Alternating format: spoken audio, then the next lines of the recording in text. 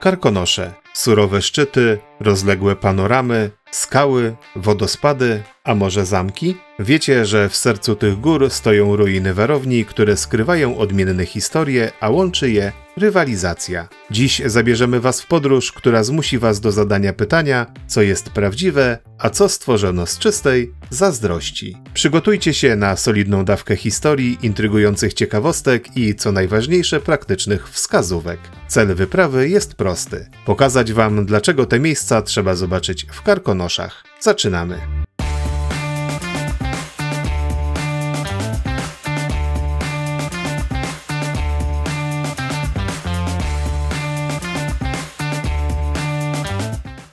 Razem w Polskę to seria, w której razem z Wami odkrywamy najciekawsze miejsca w kraju, nie tylko te znane z pocztówek, ale także te, o których rzadko się mówi, a zdecydowanie warto je zobaczyć. Od ponad 10 lat jeździmy po Polsce, szukając historii, miejsc z klimatem i atrakcji, które potrafią zaskoczyć. Opowiadamy konkretnie, bez nadęcia, tak żeby zaciekawić i zainspirować do własnych wypraw. Jeśli lubisz podróże, ciekawostki i chcesz wiedzieć, gdzie naprawdę warto pojechać, ta seria jest dla Ciebie.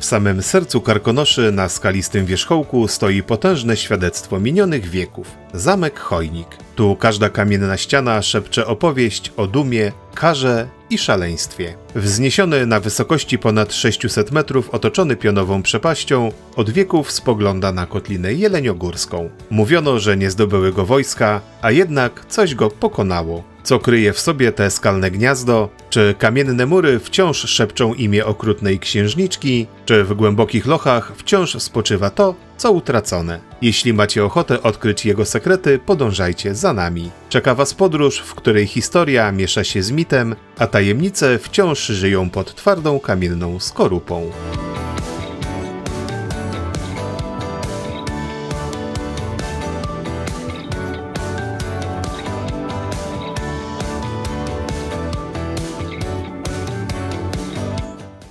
Jak dostać się do tego niedostępnego skalnego gniazda? Na szczęście dla nas turystów istnieją szlaki, a zdobywanie chojnika to już sama w sobie fantastyczna, przygodowa górska rozgrzewka, idealna dla rodzin i każdego, kto lubi poczuć pod stopami turystyczną ścieżkę. Z Sobieszowa, dzielnicy Jeleniej Góry, macie do wyboru dwie główne drogi, w zależności od Waszego temperamentu. Jeśli szukacie wyzwania i najkrótszej trasy, wybierzcie szlak czarny. Jest bardziej stromy, wiedzie prosto do celu, a jego pokonanie zajmie Wam około 45 minut. Jeśli wolicie łagodniejsze podejścia, idealne na spokojny spacer, skorzystajcie z nieco dłuższego czerwonego szlaku.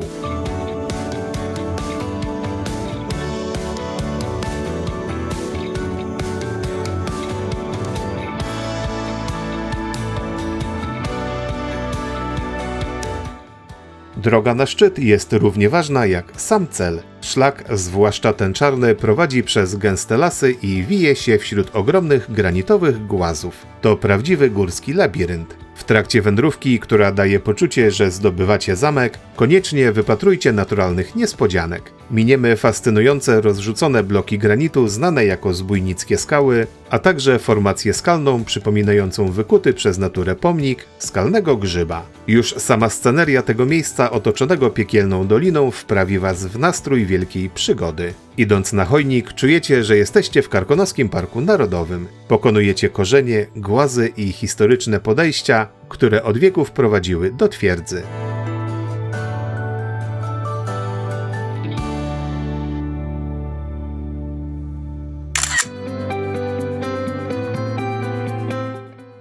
Stojąc u bram tego pięknego zamku, warto opowiedzieć nieco o jego niesamowitej historii. Choć dziś widzimy go w romantycznej ruinie, jego korzenie sięgają głęboko w średniowiecze. Pierwsze wzmianki o warowni, która stała w tym miejscu, pochodzą z 1364 roku. Prawdziwa historia rozpoczęła się jednak za sprawą księcia Bolka II Małego. To on w XIV wieku kazał wznieść tą murowaną twierdzę, aby strzegła strategicznych szlaków handlowych.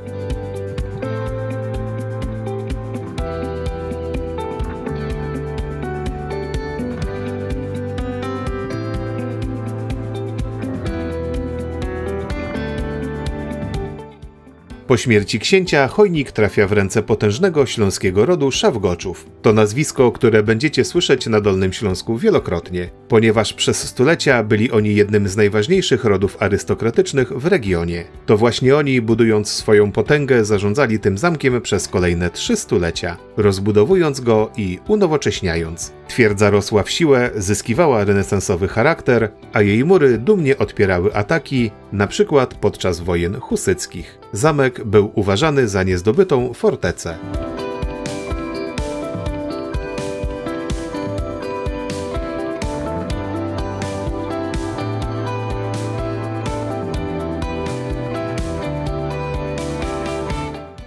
I tu dochodzimy do najbardziej ironicznego momentu w historii Chojnika. Przetrwał oblężenia, bitwy i wojny, lecz ostatecznie jego los przypieczętowała potęga natury. Przełomowy moment nadszedł w roku 1675.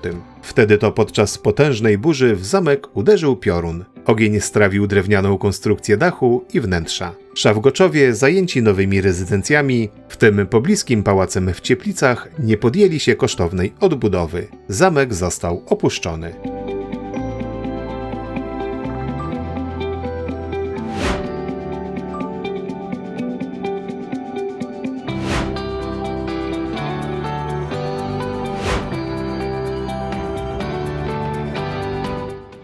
I tak to, co wydawało się końcem, stało się nowym początkiem. Ruina zamiast zniknąć, odrodziła się jako atrakcja turystyczna. Już w XIX wieku Chojnik był popularnym celem wycieczek, chętnie odwiedzali go kuracjusze z pobliskich Cieplic. Jedną z nich była nawet słynna mecenaska sztuki i kolekcjonerka historycznych pamiątek Izabela Czartoryska, która wspomina, że zdobyła zamek przy pomocy lektyki i 4 tragarzy. W murach warowni zorganizowano gospodę i schronisko, gdzie goście mogli napić się herbaty, mleka i chłodników. A co przyciągało turystów do zamku? O tym już za chwilę.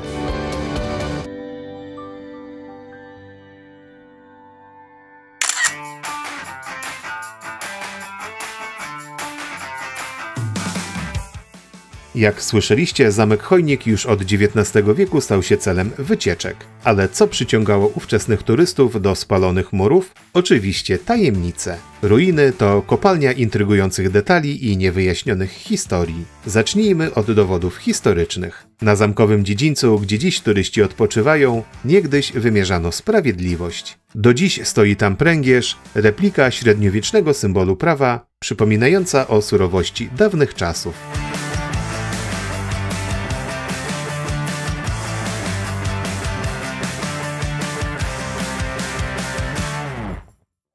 Ciekawostką, o której warto wiedzieć, jest fakt, że Chojnik nigdy nie posiadał studni. Znajdował się zbyt wysoko, co sprawiało, że wykucie dostępu do wody było niemal niemożliwe. W efekcie obrońcy i mieszkańcy zamku polegali na deszczówce, gromadzonej w specjalnych cysternach. Musiała to być prawdziwa sztuka przetrwania podczas długich oblężeń.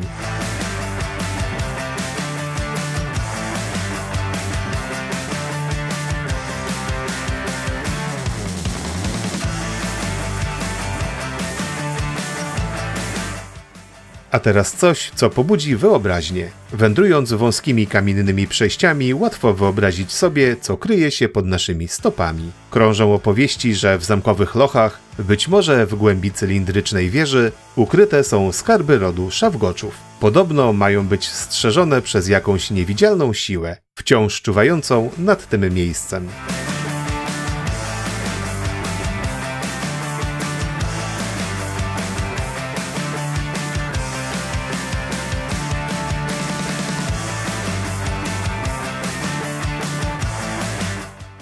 Jeśli zaś o sekretach natury mowa, spróbujcie odnaleźć dziurawy kamień. To szczelinowa jaskinia ukryta w stokach góry, przez którą można się przecisnąć. Choć dziś to świetna i nietypowa atrakcja według dawnych podań, wykonanie tego jest warunkiem wejścia w posiadanie legendarnych skarbów.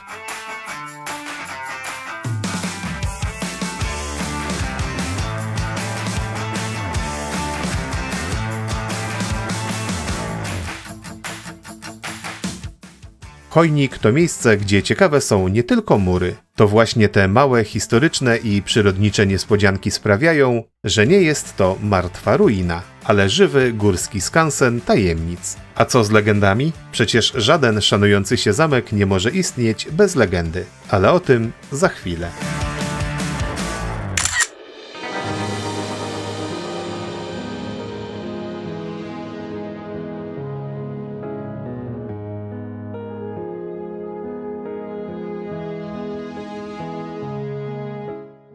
Zamek Chojnik to nie tylko kamień i historia, to przede wszystkim mroczne opowieści, które przez stulecia pobudzały wyobraźnię okolicznych mieszkańców. Zanim dotrzemy do tej najsłynniejszej legendy, sięgnijmy głębiej, bo już sama góra, na której stoimy, skrywa straszne sekrety.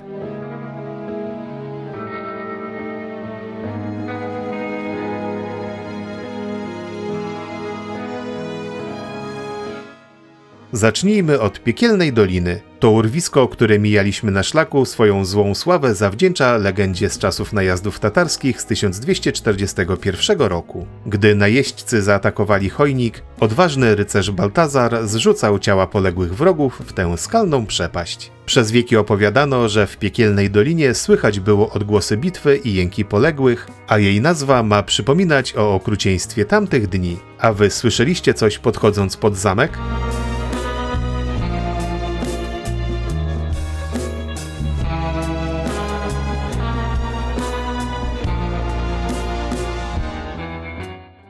A teraz czas na historię, która uczyniła z Chojnika symbol tragizmu i zdrady. Mowa oczywiście o księżniczce Kunegundzie. Kunegunda, córka pana na zamku, była równie piękna, co dumna i okrutna. Wielu rycerzy prosiło ją o rękę, ale księżniczka postawiła niemożliwy do spełnienia warunek. Poślubi tylko tego, kto na koniu objedzie mur obronny nad pionową przepaścią. Wielu odważnych zaślepionych miłością próbowało. Wszyscy spadali w otchłań i ginęli. Gdy wreszcie pojawił się młody rycerz, który dokonał tego wyczynu, Kunegunda triumfowała. Lecz rycerz, znając jej okrucieństwo, odmówił ślubu, oznajmiając, że nie poślubi kobiety, przez której próżność straciło życie tylu niewinnych ludzi. Upokorzona Kunegunda rzuciła się z najwyższych murów w przepaść. I tu dochodzimy do najciekawszego. Ponoć w skałach położonych pod warownią do dziś można znaleźć odciski jej pośladków. I choć to tylko legenda, niektórzy twierdzą, że w mgliste noce słyszą jej rozpaczliwy krzyk.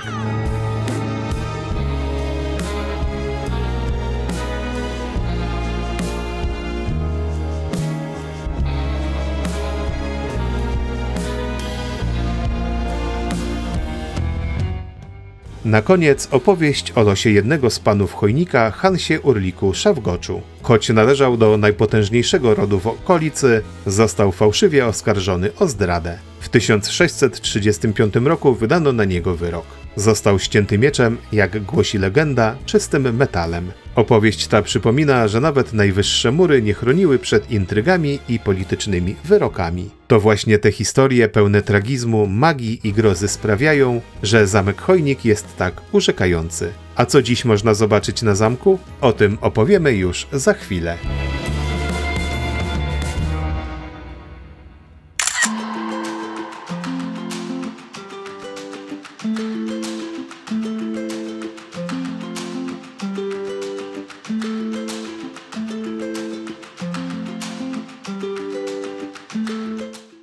Po historii, tajemnicach i mrocznych legendach czas na chwilę dla współczesnego turysty. Chojnik, choć spalony i opuszczony, jest w rzeczywistości miejscem, które tętni życiem. Wytyczono po nim fascynującą, dostępną dla każdego trasę turystyczną. Czas powiedzieć, co czeka Was po przekroczeniu bramy.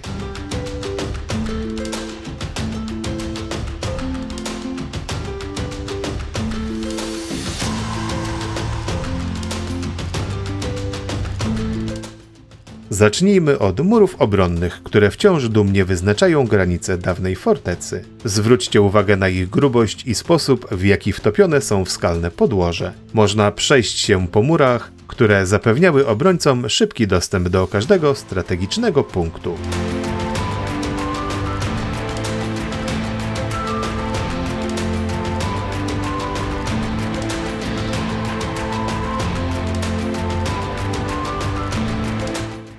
Wewnątrz, w centralnym punkcie dziedzińca znajdziecie wspomniany już pręgierz, symbol wymierzanej tu niegdyś sprawiedliwości. Warto też zerknąć na pozostałości po gmachu mieszkalnym Bolka II, który był podpiwniczony i posiadał nawet wykusze latrynowe, oraz na ruiny kaplicy świętych Jerzego i Katarzyny, niegdyś pięknie zdobionej, umieszczonej w grubości muru północnego.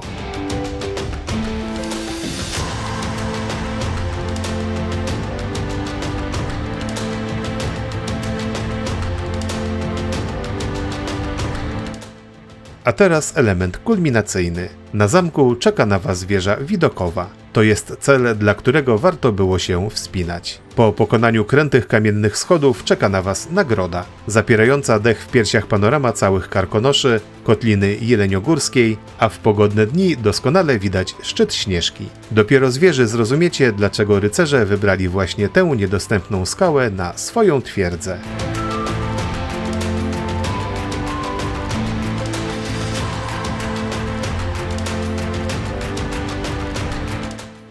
Po intensywnym zwiedzaniu możecie zregenerować siły w zamkowej karczmie, która działa w murach warowni od dziesięcioleci. A dla tych, którzy chcieliby zobaczyć historię na żywo, zamek jest siedzibą Bractwa Rycerskiego, co roku organizującego tu turnieje. Chojnik oferuje więc prawdziwą lekcję historii pod chmurką, dostępną na każdym kroku trasy turystycznej, pełną architektonicznych detali i średniowiecznych pozostałości.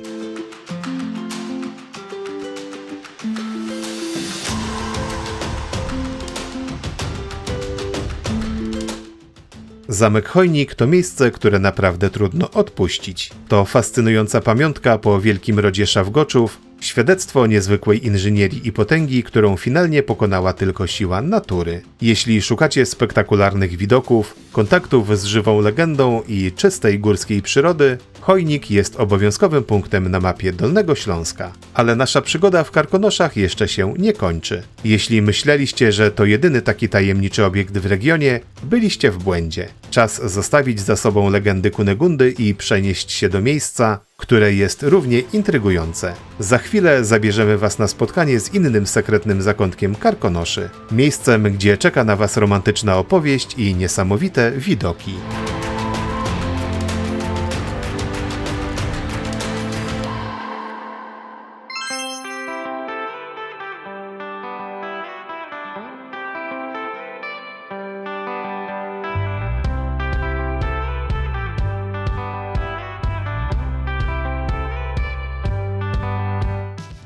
Zostawiamy za sobą mroczne legendy Kunegundy i surowe, niedostępne skały Chojnika. Przenosimy się do miejsca, które ma zupełnie inny urok. Jest nim zamek księcia Henryka położony na szczycie Góry Grodna. Ta niewielka budowla jest uosobieniem XIX-wiecznego romantyzmu. Z daleka wygląda jak średniowieczna warownia, ale w rzeczywistości skrywa pewien intrygujący sekret, który za chwilę zdradzimy. Od momentu powstania nie była twierdzą, lecz malowniczym punktem widokowym stworzonym wyłącznie dla przyjemności właścicieli. Ale zanim poznamy jego fascynującą historię, sprawdźmy najpierw, jak wygląda szlak prowadzący do zamku.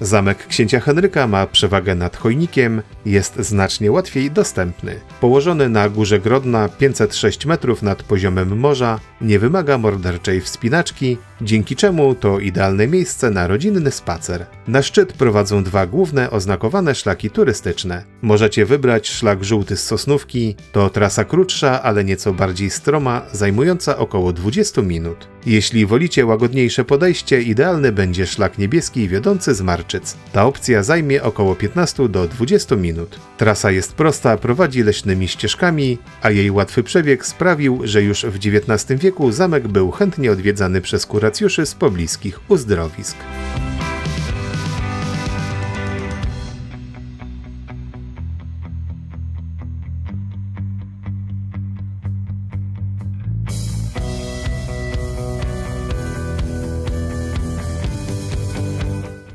Czas rozwikłać sekret zamku. Historia tej budowli jest krótka, ale ma korzenie głęboko osadzone w XIX-wiecznej modzie i romantycznej miłości. Całe wzgórze Grodna znajdowało się na terenach należących do zamożnego rodu von Reuss, właścicieli pałacu w pobliskim Staniszowie. Fundatorem zamku był książę Henryk von Reuss i to właśnie od jego imienia pochodzi nazwa. Książę, zainspirowany romantyczną atmosferą Karkonoszy, rozpoczął budowę w 1806 roku. Zameczek miał być nie tylko schronieniem myśliwskim, ale i romantycznym dopełnieniem rozległego założenia krajobrazowego, miejscem idealnym na kontemplację widoków w towarzystwie ukochanej osoby.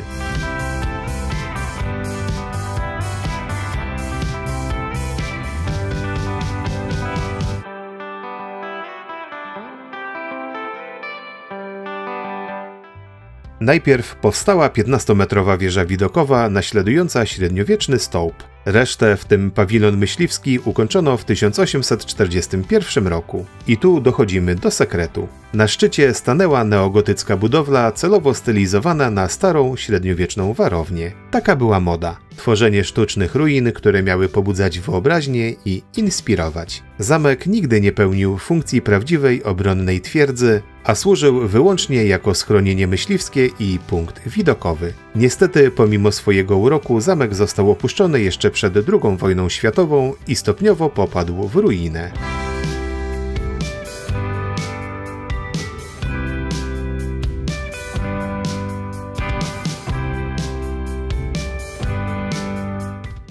Choć zamek księcia Henryka to budowla zaledwie XIX-wieczna, która nigdy nie brała udziału w prawdziwych bitwach, skrywa kilka intrygujących sekretów i lokalnych opowieści. Pierwsza z nich to tajemnica jego powstania. Lokalna tradycja głosi, że zameczek mógł powstać z czystej zazdrości. Książę Henryk chciał stworzyć swój własny malowniczy akcent krajobrazu, godny rywalizowania ze słynnym, prawdziwym średniowiecznym zamkiem Chojnik, należącym do rodu Szawgoczów. W ten sposób romantyczna ruina stała się symbolem ambicji księcia.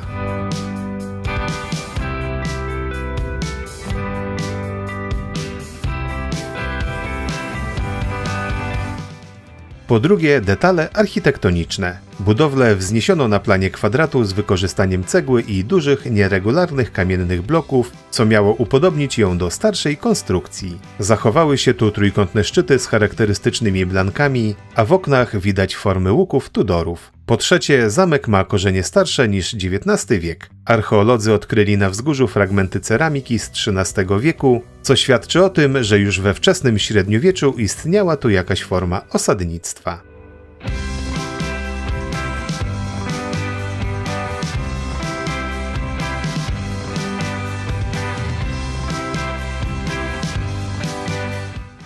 A co z legendami? Chociaż Kunegunda jest tylko jedna, opowiada się, że na skraju wzgórza Grodna w dawnych czasach stał kamienny posąg myśliwego. Ta intrygująca figura była symbolem przeznaczenia tego miejsca. W końcu zamek był pomyślany jako schronienie myśliwskie. Niestety po latach zaniedbania i wojny figurę czekał typowy dla wielu dolnośląskich zabytków los. Posąg zaginął bez śladu, a jego lokalizacja do dziś pozostaje jedną z drobnych, nierozwiązanych tajemnic Grodnej.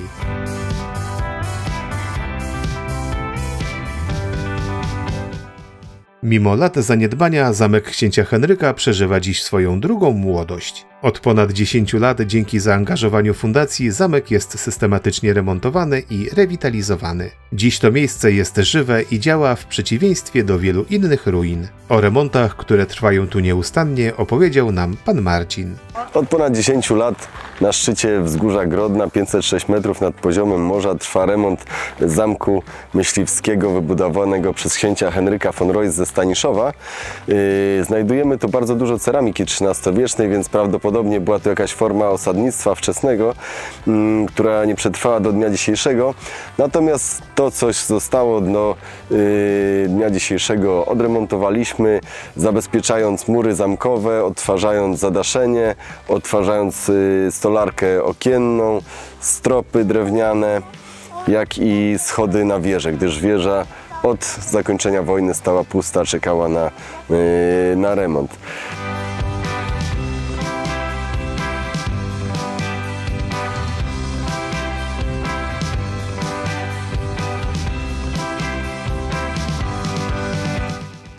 Dzięki tym pracom zamek ma dziś naprawdę dużo do zaoferowania. Do zwiedzenia udostępniono odremontowaną salę rycerską i przede wszystkim wieżę widokową. I właśnie widoki są największym, niepodważalnym atutem tego miejsca. Ze szczytu roztacza się niesamowita, rozległa panorama Karkonoszy, od Śnieżki aż po Śnieżne Kotły i coś, czego z Chojnika nie zobaczycie. U stóp Grodnej rozlewa się malownicze jezioro Sosnówka, tworząc iście pocztówkowy krajobraz. Największym atutem tego miejsca jest widok i do tego serdecznie Państwa zapraszam do odwiedzania naszego miejsca, odwiedzania sali rycerskiej oraz wieży widokowej, jak i tarasów widokowych. Organizujemy półkolonie, na których pokazujemy dzieciom różne rodzaje pasji, z których sobie coś mogą wybrać dla siebie. Mają kajakarstwo, jazdę konną, wspinaczkę skałkową, sokolnictwo. Dodatkowo organizujemy imprezy dla niepełnosprawnych, podczas których pomagamy im wjechać tu na szczyt.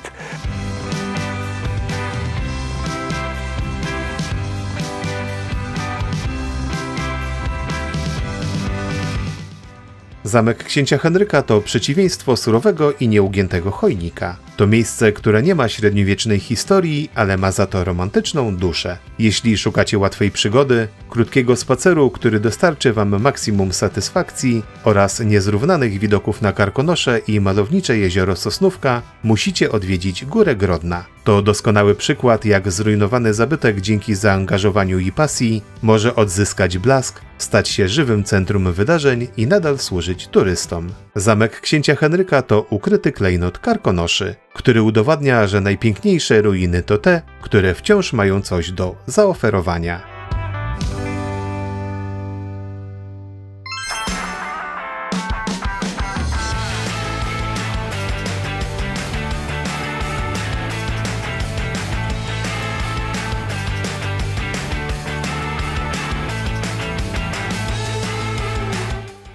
Mamy nadzieję, że teraz już wiecie, dlaczego te dwa obiekty są obowiązkowymi punktami każdej wyprawy w Karkonosze. Chojnik z jego mrocznymi legendami i monumentalną historią oferuje prawdziwą górską przygodę i lekcję historii pod chmurką. Zamek księcia Henryka, piękna ruina stworzona z miłości i zazdrości, udowadnia, że nawet historyczne ruiny dzięki pasji mogą odzyskać blask i tętnić życiem. Jeśli po obejrzeniu tego filmu czujecie nieodpartą chęć, by na własne oczy zobaczyć panoramę Karkonoszy z wieży księcia Henryka lub odnaleźć odcisk pośladków okrutnej Kunegundy, to wiecie co robić. Niech ten film będzie dla Was inspiracją. Jeśli macie swoje ulubione legendy związane z Chojnikiem lub wspomnienia ze szlaków, zostawcie je w komentarzach. Z przyjemnością przeczytamy. A jeśli szukacie więcej fascynujących atrakcji Karkonoszy, mamy dla Was gotowe propozycje. Sprawdźcie nasz film o atrakcjach Karpacza, gdzie czeka Was więcej sekretów, oraz odkryjcie ogrody japońskie Siruvia w Przesiece, oazę spokoju, która przeniesie Was w zupełnie inny,